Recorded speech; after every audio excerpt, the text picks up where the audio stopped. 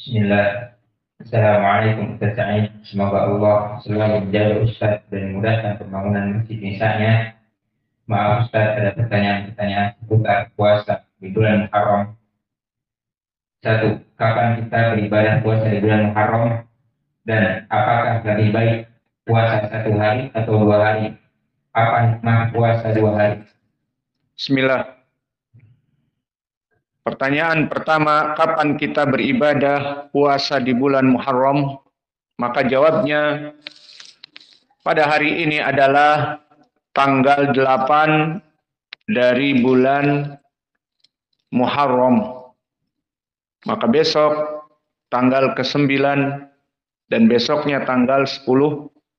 Maka pertanyaan yang pertama, jawabnya adalah kapan waktu puasa? Maka mulai dari besok kita berpuasa di tanggal 9 dan juga di tanggal 10 dari bulan Muharram, yang mana kedua hari ini diistilahkan oleh para ulama di Kitabul Fiqih dengan puasa Tasu'a dan puasa Asyura. Tasu'a maknanya 9 Muharram dari Tasi'ah. Kemudian Asyura dari puasa 10 bulan Muharram. Adapun keutamaan dari puasa ini telah datang hadisnya dikeluarkan oleh Imam Muslim dari Abi Qatadah. Siapa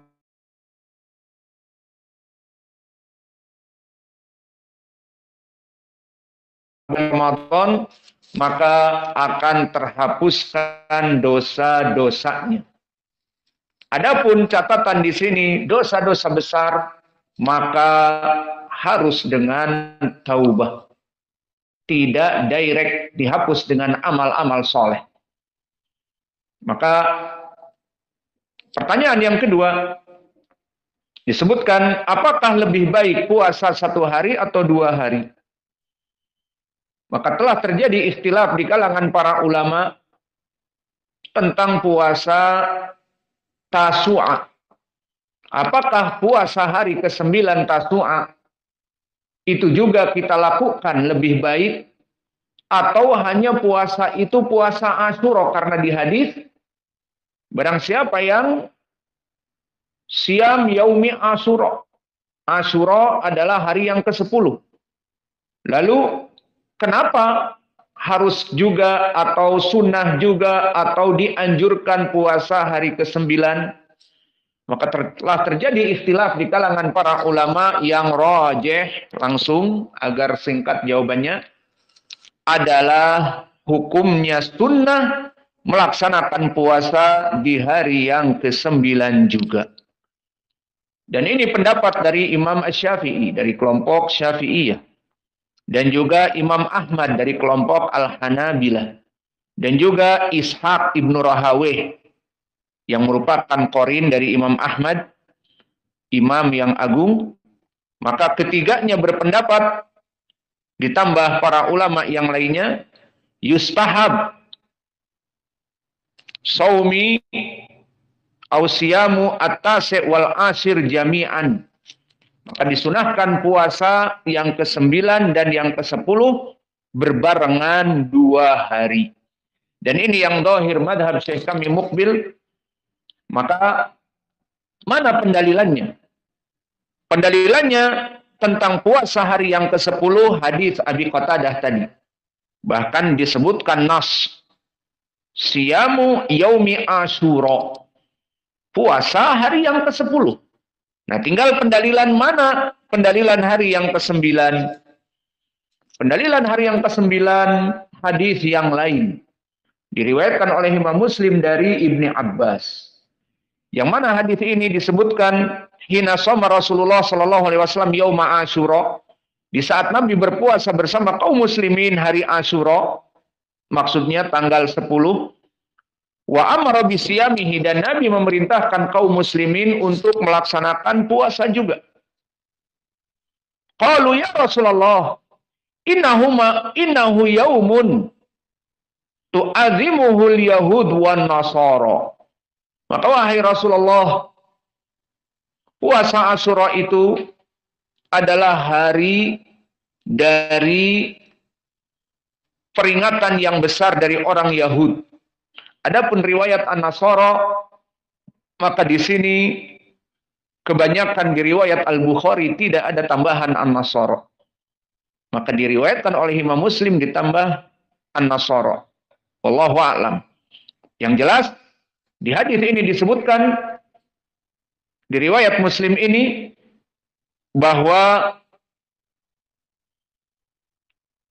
puasa Asyura yang ke-10 adalah hari yang besar bagi kaum selain dari kaum muslimin.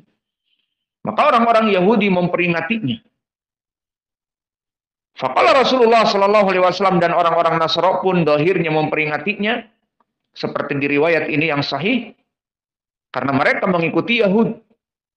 Maka faida kana al-amul muqbil insyaallah sumnal yauma tasi'. Kemudian setelah itu Nabi berkata, kalau begitu di tahun yang akan datang, karena Nabi pada saat itu telah lewat hari ke-9. Maka jika ada waktu di tahun yang akan datang, kita melaksanakan puasa 2 hari. Puasa yang sebelumnya hari ke-9, dan puasa setelahnya hari yang ke-10 yang dinamakan hari Asyura. Maka poin pendalilannya di sini, faidah kanal amul muqbil.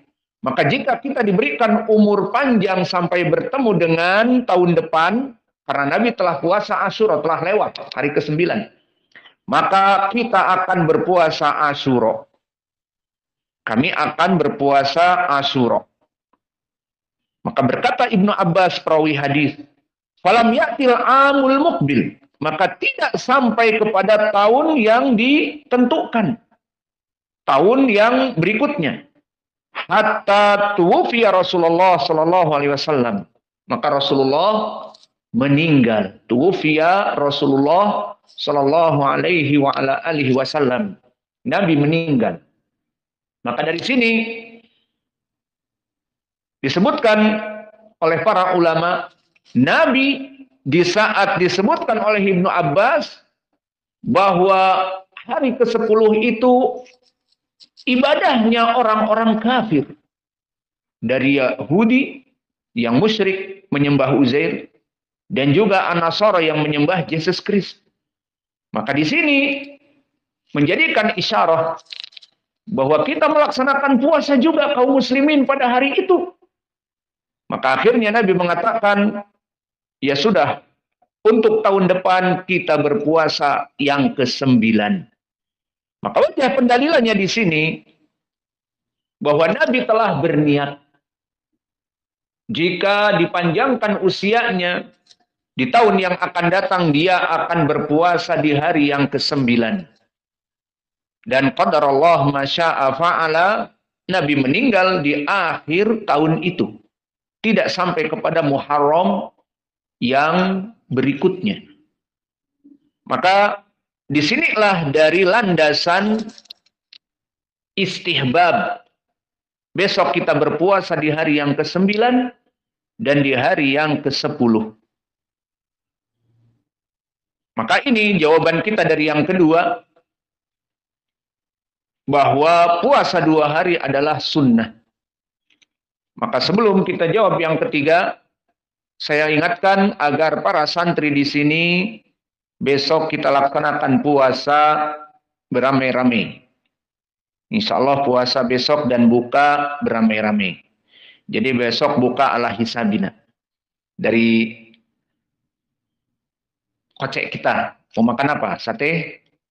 Ayam? Biasanya ayam seperti bulan Ramadan. Maka besok tidak apa-apa. Kita puasa 2 hari. Sahurnya biasa. Tapi bukanya kita buka bersama. Kita buatkan makanan. Masih ada kambing mungkin. Dan seterusnya, yang jelas kita makan besar 2 hari. Karena sunnah. Maka jangan lupa adzan awal. Siapa besok bagian adzan awal? Anta latansa, jangan lupa. Terus orang-orang yang tidur di bangunan, dibangunin. Baik, sekarang kita menjawab yang ketiga. Saya ingat dulu di Damad, di tempat kami Syekh Mukbil menganjurkan puasa 2 hari ini. Maka kita mengikuti Syekh kami dalam kebaikan, Syekh Mukbil dulu, jika puasa-puasa yang sunnah seperti 10 awal Dzulhijjah, puasa bersama. Dan juga Ramadan tentu. Dan mempunyai menu khusus. Maka kalian besok insya Allah menu khusus, makan dan minum, buka bersama. Tapi ada pelajaran tetap, maghrib, belajar. Atau mau libur? Kalau mau libur, puasa aja tiap hari. Maka pertanyaan yang ketiga,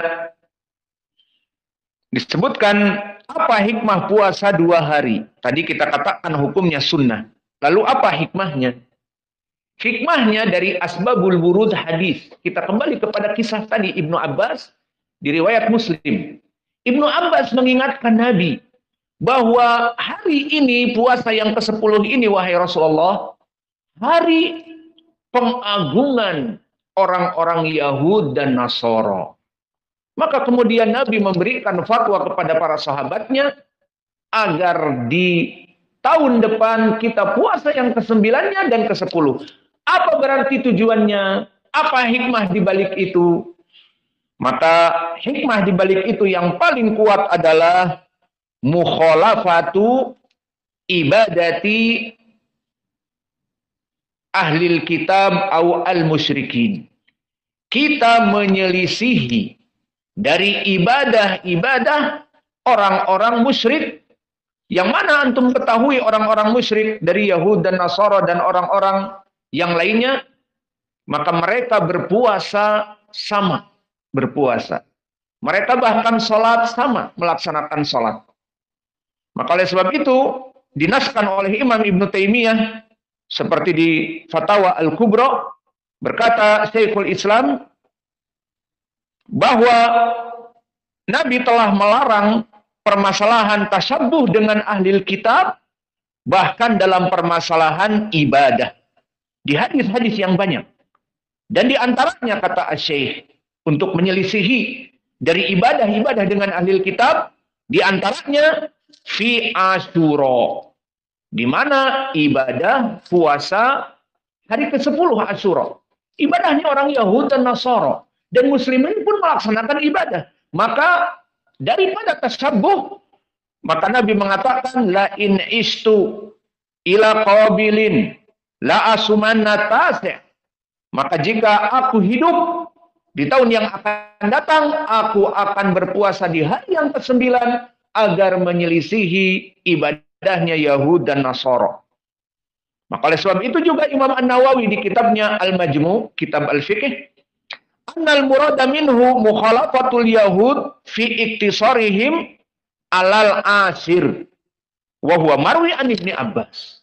Maka hikmah dari kita menyelisihi orang-orang Yahudi di saat mereka hanya puasa 10 hari, hari ke-10 Asyura, dan kita melaksanakannya dengan 2 hari juga hari yang ke-9.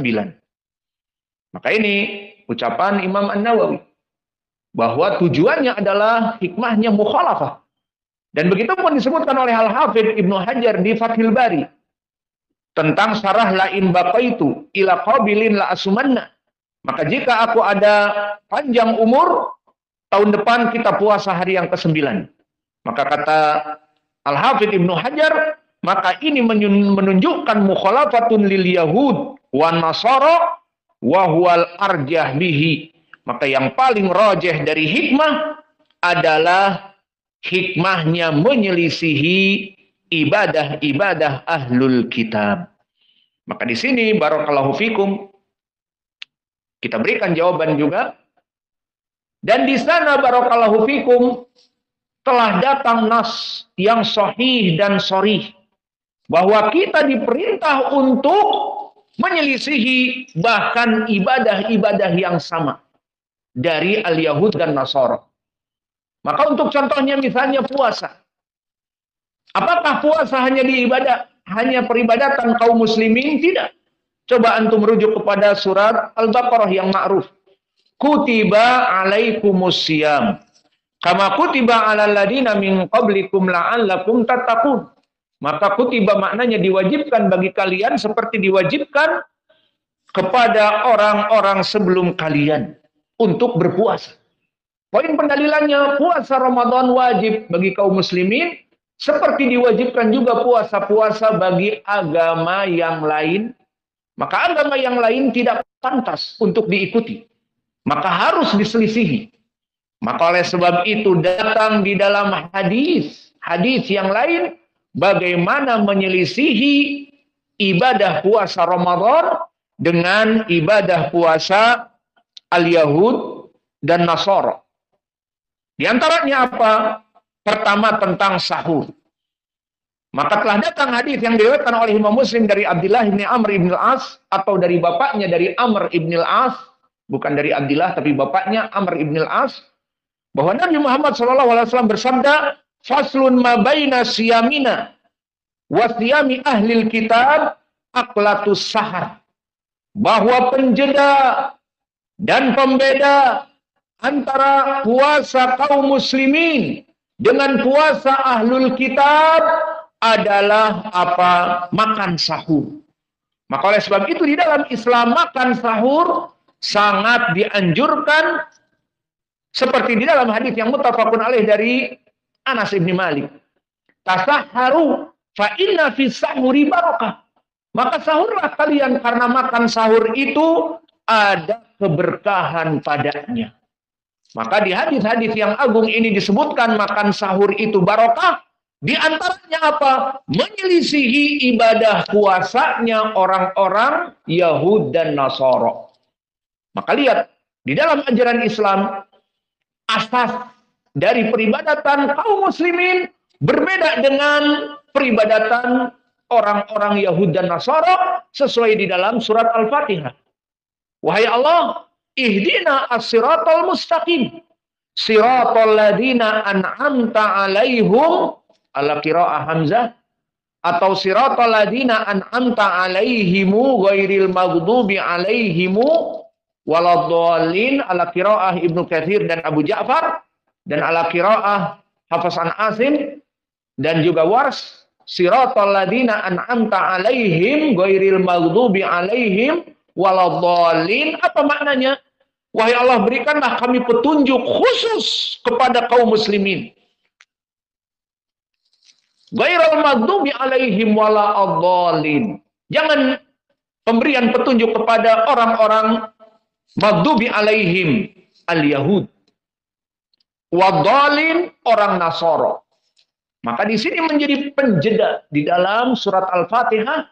Berikanlah kami petunjuk ibadah, akidah, suluk, lifestyle, gaya hidup.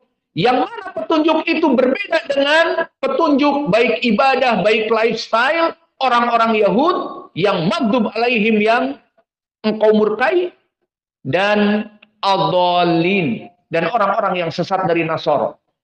Maka dari ayat Al-Fatihah yang terakhir ini menjadi pendalilan bahwa kita meminta hidayah kepada Allah pun hidayah yang jauh berbeda dari orang-orang Yahud dan Nasara. Maka asas di dalam agama ini, peribadatan kita berbeda dengan peribadatan mereka. Meskipun sama asalnya puasa, dianjurkan puasa bagi mereka, diperintahkan. Dan mana pendalilan juga yang berbeda? Hadis yang masyhur muttafaqun alaih dari Sahal bin Sa'ad. Berkata Rasulullah sallallahu alaihi wa ala alihi wasallam bahwa Nabi Muhammad sallallahu alaihi wasallam bersabda, "La tazalun nas bi khairin ma ajjalul fitra."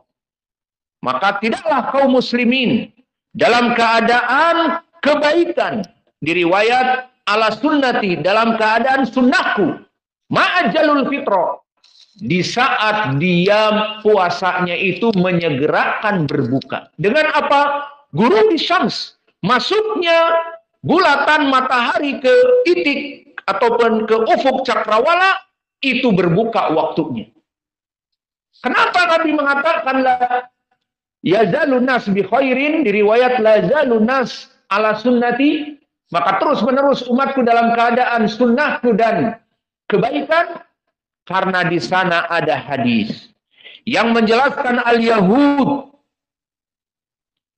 yang mana mereka juga dengan Nasara berbuka dengan terbitnya bintang-bintang. Maka telah kita pelajari di pelajaran Mawaqitus Shalah, kapan terbitnya bintang-bintang? Di saat zahaba syafaqul ahmar. Maka di saat malam yang pekat masuk kepada waktu Isya, atamah, inilah waktu orang Yahud berbuka. Jadi dengan tenggelamnya matahari mereka tidak berbuka nanti. Adapun kaum muslimin menyelisihinya dengan apa? Dengan waktu tenggelamnya matahari dan dunia masih terang benderang. Seperti maghrib, waktu lembayung merah. Maka itulah waktu berbuka. Adapun orang Yahud mereka mengakhirkan, maka dijadikan penjeda. Bukanya kaum muslimin dengan masuknya mentari ke ufuk barat, dan berbukanya orang Yahud dan juga Nasara dengan terbitnya bintang-bintang sudah masuk waktu Isya dan seterusnya. Maka ini waktu yang sengaja dibedakan untuk tujuan apa? Penjedaan, pembedaan dalam ibadah, yang mana mereka pun diperintah untuk puasa. Mana dalilnya? Hadis yang diriwayatkan oleh Imam Abi Daud, dan hadis ini dari Abi Hurairah, bahwa Nabi Muhammad SAW bersabda, la yazalud dinu zahiran, maka tidaklah agama Islam itu terus dalam keadaan jaya, maka jalan nasul fitro, selama kaum musliminnya melaksanakan, menyegerakan berbuka dengan tenggelamnya matahari. Li'annal yahuda wan nasara yuakhirun, karena orang-orang Yahud dan orang-orang Nasara mereka mengakhirkan. Undur huna, diinginkan oleh Nabi bahwa terus-menerus kaum muslimin dalam keadaan kebenaran agamanya di saat menjadikan penjeda dalam peribadatan orang-orang Yahudi dan Nasara. Meskipun sama-sama notabene puasa, ibadah, namun dibedakan mereka kapan berbuka? Di waktu setelah Isya, di waktu lembayung merah sudah tiada dan bintang-bintang terbit. Maka itu di malam hari, bukan di waktu ghurubi syams, tenggelamnya matahari. Maka hadis ini barakallahu fikum mahalu, bagaimana kedudukannya diriwayatkan oleh Imam Abi Daud. Hadatsana Wahab ibnu Baqiyah an Khalid ibni Muhammad ibni Amr an Abi Salamah an Abi Hurairah. Maka hadis ini hadis yang hasan, dihasankan oleh Syekh kami Muqbil Al-Wadi'i di kitabnya Jami'us Sahih. Maka inilah dari permasalahan puasa yang sama-sama diperintahkan oleh Allah untuk beribadah, namun peribadatan kita harus menjadi penjeda. Contoh yang lain yang alhamdulillah kita hidupkan di masjid ini, sunnah itu apa? Apa yang menjadi penjeda dari orang-orang Yahud? Ibadah yang lain, sholat dengan sandal. Maka sholat dengan sandal, awas, bukan bid'ah. Ada orang-orang yang mengatakan bid'ah di tulisan-tulisan mereka. Maka ini bukan bid'ah, ini sunnah. Maka pendalilannya, ibadah sholat diperintahkan oleh Nabi kepada kaum muslimin. Sholat berjamaah dan di rumah dan seterusnya. Dan begitu pun Allah memerintahkan untuk sholat warka'u ma'ar raki'in, rukuklah, sholatlah berjamaah dengan kaum muslimin, bukan di rumah, seperti perempuan dan sebagainya. Maka disyariatkan kita sholat di masjid. Dan apakah sholatnya seperti orang Yahud? Tidak. Harus menyelisihi orang Yahud. Lalu datang hadis yang menjadikan penjeda sholat kita dengan sholat orang Yahud. Hadis yang diriwayatkan oleh Imam Abi Daud dari Shaddad ibnu Aus. Berkata Rasulullah sallallahu alaihi wa ala alihi wasallam, "Shallu fi ni'alikum Dan di lafaz khaliful yahud fa innahum la yusalluna fi ni'alihim wa la khifafihim.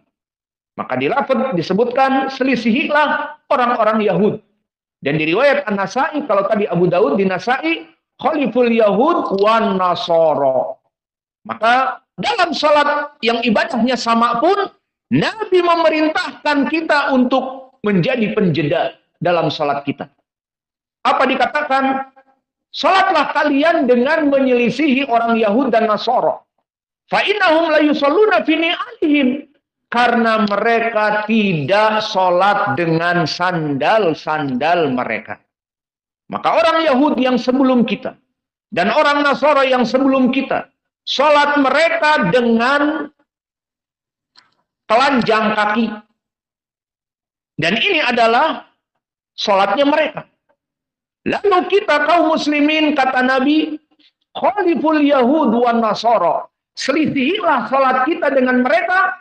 Sallu fi ni'alikum khaliful yahud wan nasara. Maka salatlah dengan sandal-sandal kalian untuk menyelisihi al-yahud dan nasara. Maka ini adalah sunnah yang sangat agung. Tujuannya apa? Asas dari agama ini tadi apa? Menyelisihi ibadah dari orang-orang Yahud dan Nasara. Seperti puasa. Kita menyelisihi mereka dengan sahur. Dan juga dalam puasa. Mereka diperintahkan puasa. Kita menyelisihinya dengan apa? Dengan berbuka secepatnya setelah mentari tenggelam, buka. Jangan menunggu bintang-bintang terbit jam 8, waktu masuk Isya, atau atamah jam 9. Maka ini menyelisihi al-Yahud dan Nasara dalam peribadatan puasa. Dan dalam peribadatan sholat. Maka disebutkan sallu fi ni'alikum khaliful yahud wan nasara. Selisihilah al-Yahudi dan Nasara dalam sholat-sholat kalian. Dengan apa? Dengan sandal. Karena di lafaz disebutkan fa innahum, karena mereka al-Yahud wan Nasara la yusalluna fi ni'alihim wala khifafihim. Mereka tidak sholat dengan sandal ataupun sepatu mereka. Lihat bagaimana keagungan Islam. Maka alhamdulillah kita bersyukur kepada Allah. Di Masjid Imam Muqbil Al-Wadi yang ada kita padanya, kita laksanakan sunnah ini. Maka kita menghidupkan sunnah yang termatikan. Pahalanya besar. Maka orang-orang yang melaksanakan sunnah ini besar pahalanya. Dan berapa dari masjid-masjid yang notabene sunnah. Namun tidak bisa dipraktekkan. Dengan alasan klasik. Apa alasan klasik? Takut kotor. Maka antum lihat sekarang. Lantai kita mengkilap apa tidak? Siapa murid baru lihat? Lantai kita mengkilap apa tidak? Mengkilap. Padahal kita sholat dengan sandal. Lihat kan? Jadi menghidupkan sunnah tidak menjadi penyebab masjidnya kotor. Menghidupkan sunnah di hati kita. Niat. Maka apapun yang terjadi, masjid kotor atau bersih, itu tidak ada pengaruh. Dan alhamdulillah kita menghidupkan sunnah dan masjid kita tetap bersih, celing. Karena memang dipel dengan celing, iya. Dan begitu pun tentang permasalahan hadis ini, dan kita melaksanakan penghidupan sunnah di sini. Di hadis ini mahaluh diriwayatkan oleh Imam Abi Daud, hadatsana Qutaibah ibnu Sa'id, siapa? Abu Raja Al-Baglani. Hadatsana Marwan ibnu Muawiyah Al-Fuzari an Hilal ibni Maimun an Ya'la ibni Shaddad, dari bapaknya Shaddad ibni Aus. Maka mahalu hadal hadis hasan. Hadis ini derajatnya hasan karena Ya'la anaknya sahabat Sadu, hasanul hadis. Maka dihukumi oleh Syekh kami juga hadis ini hasan. Dan di hadis ini menjadi jelas pendalilan pembeda dan penjeda ibadah. Meskipun sama-sama salat, namun salat di sini dibedakan dengan menggunakan sandal. Dan di sana ada hadis lain agar jangan difahami bahwa salat dengan sandal itu hanya ucapan Nabi untuk menyelisihi Yahud dan Nasara, tidak. Tetapi diamalkan. Di hadis yang diriwayatkan juga oleh Imam Abi Daud dan yang lainnya, hadis yang dihasankan oleh Syekh kami Muqbil atau disahihkan juga, dan sanadnya memang sahih dari sahabat Abi Sa'id Al-Khudri. Di mana dikatakan oleh Abu Sa'id, "Sholaina ma'a Rasulillah." Kami sholat bersama Nabi. Wa sholat Rasulullah sallallahu alaihi wasallam bini Ali. Maka sholat Nabi dengan sandalnya. Fa sholaina bini alina. Maka kita sholat para sahabat dengan sandal-sandal kita. Maka lihat, Nabi salaf kita sholat dengan sandal. Para sahabat salaf kita sholat dengan sandal. Maka barang siapa yang ngaku ana salafi, ana ahlu sunnah, taib, mana menghidupkan sunnah? Laksanakan sholat dengan sandal meskipun seumur hidup satu kali atau satu sholat saja. Kalian akan merasakan penghidupan sunnah. Maka di sini Nabi disebutkan sholat dengan sandal dan kami pun sholat dengan sandal, kata Abi Sa'id. Falamma fi adna'is sholat. Kemudian di waktu pertengahan sholat, Roma Rasulullah sallallahu alaihi wasallam ni'alahu an yasari. Maka Nabi melemparkan sendalnya ke arah kiri. Maka apa yang dilakukan oleh para sahabat? Melemparkan sendal semuanya. Bukan Abu Sa'id saja. Semuanya. Berapa sahabat pada saat itu? Jika 100, karena Madinah sudah mulai besar. Antara Al-Muhajirun dan Ansor berkumpul. Mungkin 100-200 melemparkan sendal-sendal mereka. Ini menjadi pendalilan bagi kita, please. Hidupkan sunnah. Ini gambarannya bahwa mereka dulu melaksanakan sholat dengan Nabi dengan sandal. Antum salafina. Ayo ikutilah salaf. Para sahabat dulu sholat dengan sandal. Nabi salaf kita pun sholat dengan sandal. Maka di sini kemudian tidak cukup sholat dengan sandal diikuti. Tapi melempar sandal pun diikuti. Ini lihat bagaimana ittiba. Maka Nabi kaget setelah sholat melihat sandal-sandal berantakan. Tidak diatur karena dilempar setelah sholat. Maka dikatakan, "Mada sana'tum?" Setelah Nabi berbalik, "Mada sana'tum?" Apa yang kalian lakukan melempar sandal-sandal kalian?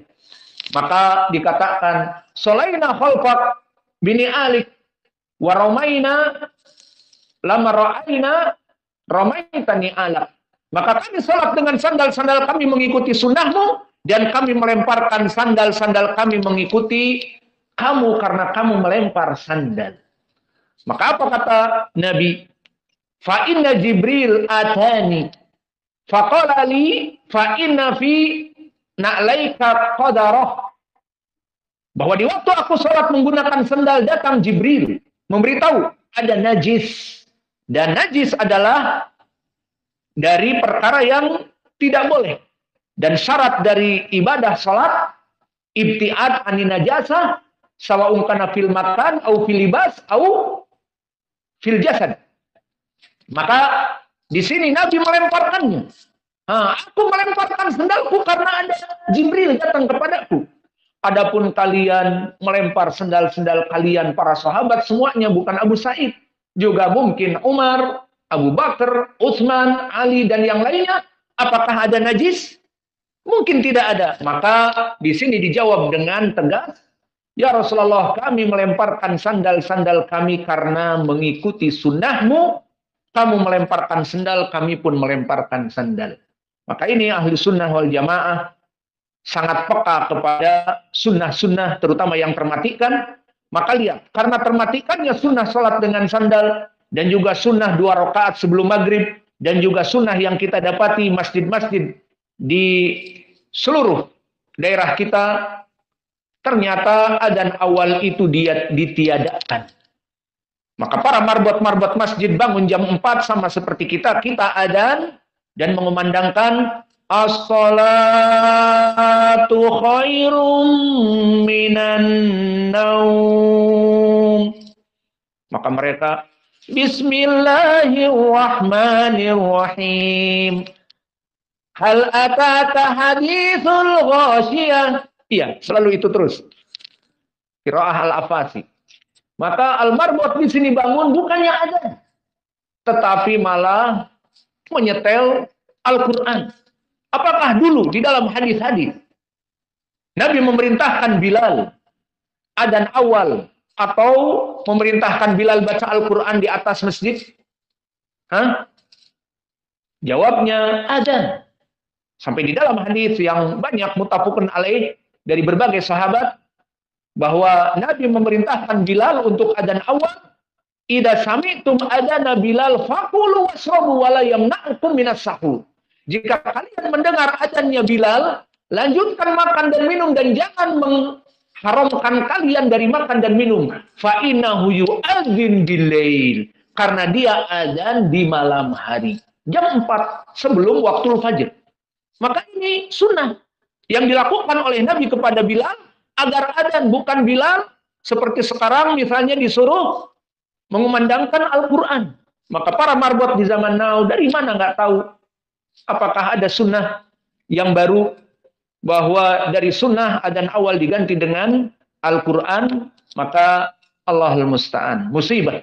Maka begitulah, jika sunnah termatikan, tidak dilaksanakan, terus menerus, akhirnya next generation seperti antum kecil mempersaksikan, tidak ada adzan, kok di adzan di malam jam keempat, kita sering bangun jam 4, Al-Quran adanya. Atau salawatan, Allahumma salli ala Sayyidina Muhammad. Dan yang lainnya. Kita mendengar seperti itu. Adapun adzan, tidak ada. Ini next generation ini akan mempersaksikan kelak bahwa yang sunnah seperti itu. Dan terus next generation berikutnya yang sunnah seperti itu. Maka sekarang mulai digalakkan tidak ada adzan awal, maka nanti next generation anak-anak kita akan mengatakan bagi orang yang adzan awal bid'ah. Seperti orang yang mengatakan di sana bahwa sholat dengan sandal bid'ah. Dan disebarkan di WhatsApp-nya dan sebagainya misalnya. Maka kenapa bisa terjadi seperti ini? Dikarenakan kejahilan. Dan sunnah jika dimatikan, bid'ah akan hidup. Sehingga terbalik. Sunnah dianggap bid'ah. Dan bid'ah dianggap sunnah. Ayo, bangun jam 4. Ayo marbot nyalakan Al-Quran. Kenapa? Kan katanya sunnah. Dari mana bisa sunnah? Dan akhirnya jika dia adzan awal, bid'ah. Kami tidak pernah mendengar masjid-masjid di sekitar kami adzan yang pertama, apalagi mengatakan as-salatu khairum minan naum. Begitupun sholat dengan sandal. Di seluruh masjid nggak ada kecuali di sini. Bid'ah. Semua masjid. Apakah mereka nggak tahu sunnah? Mereka juga sunnah sama. Tahu. Tapi kenapa nggak dilaksanakan? Menunjukkan bahwa di sini yang bid'ah. Itu. Maka dari sini seperti ucapan Hasan Ibnu Atiyah, idza tada'a qaumun bid'atan. Jika melaksanakan suatu kaum bid'ah dan mematikan sunnah, maka rafa'allahu sunnah falam yunazzilhu hatta yarji'u min bid'atihi. Maka iqab yang diberikan oleh Allah jika suatu kaum melaksanakan kebid'ahan, diangkat sunnah. Sehingga sunnah tidak diketahui. Dan yang melaksanakan sunnah akan disangka bid'ah. Seperti kebid'ahan menyetel Al-Quran di adzan awal. Terus seperti itu. Akhirnya next generation akan mengatakan jika ada orang yang adzan awal, bid'ah. Kenapa? Gak pernah aku dengar ada orang adzan awal. Semuanya itu dengan Quran atau sholawatan pada jam 4. Seperti itu kenyataannya. Dan begitu pun di sini. Tidak ada yang namanya sholat dengan sandal itu sunnah. Bid'ah yang melaksanakannya. Kenapa? Semua masjid di dunia menginginkan untuk menghidupkan sunnah. Kita terus tetap ada yang mengatakan bahwa sholat dengan sandal sunnah. Mana dalilnya? Diriwayatkan Abi Dawud, khaliful yahud wan nasara fa innahum la yusalluna fi ni'alihim wa la khifafihim. Selisihilah orang-orang Yahud dan Nasara karena mereka tidak pernah sholat dengan sandal-sandal mereka.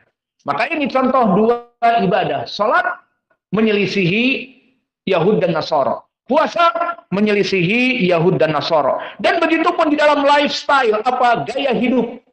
Maka gaya hidup kaum muslimin berbeda dengan Yahud dan Nasara. Terutama tentang apa? Masalah kumis dan jenggot. Maka kaum muslimin tidak seperti orang-orang Yahud dan Nasara, jenggotnya dicukur sehingga klimis. Seperti anak-anak ABG yang belum keluar jenggotnya. Maka dia sudah berumur 40, 50, namun dicukur. Maka biar awet muda. Dan dicukur juga semuanya. Maka licin. Maka di sini adalah perkara yang haram. Maka lifestyle gaya hidup kaum muslimin dipanjangkan jenggotnya. Adapun permasalahan kumis, maka terjadi ikhtilaf di para kalangan ahli sunnah, maka yang diinginkan dia itu di qasus syawarib ataupun ahfu asyawarib, maknanya dibersihkan, maknanya dipotong yang di atas bibir, tidak kita minum, dan panjang kumisnya tidak diurus, kumisnya pun ikut minum. Seperti gambar Albert Einstein misalnya. Maka tidak seperti itu. Kaum muslimin lifestyle gayanya panjangkan jenggot dan potong kumis, dirapikan. Mana dalilnya? Untuk menyelisihi al-Yahudi dan Nasara juga dalilnya. Seperti hadis yang muttafaqun alaih datang dari Ibnu Umar. Berkata Nabi Muhammad SAW, khaliful Yahud, di riwayat wan Nasara. Di riwayat yang lain, khaliful musyrikin. Selisihilah Yahudi dan Nasara dan orang-orang musyrik. Wafirul liha wa ahfus syawarib. Dengan memanjangkan jenggot kalian dan mencukur dari kumis-kumis kalian, maka lifestyle pun gaya hidup kita menyelisihi orang Yahudi dan Nasara. Maka dari pendalilan ini semua kembali kepada permasalahan pertanyaan tadi, puasa dari Tasu'a dan Asyura, maka disunahkan seperti tadi telah kita sebutkan pendapat Asy-Syafi'i, Imam Ahmad, Ishaq ibn Rahawih dan yang lainnya, dan pendapat Syekh kami Mukbil juga, dari sunnah melaksanakan puasa 2 hari. Puasa Tasu'a dan puasa Asyura. Maka pendalilannya telah kami sebutkan tadi, dan ini adalah tujuannya menghidupkan sunnah menyelisihi ibadahnya orang-orang Yahudi wa Nasara, karena mereka berbangga-bangga dengan hari Asyura, sehingga mereka melaksanakan puasa di hari yang agung, dan kaum muslimin yang dianjurkan puasa pada hari itu juga diselisihi dengan menambah 1 hari. Wa jazakumullahu khaira wa barakallahu fi ilmikum. Subhanakallahumma bihamdika asyhadu an la ilaha illa anta astaghfiruka wa atubu ilaik.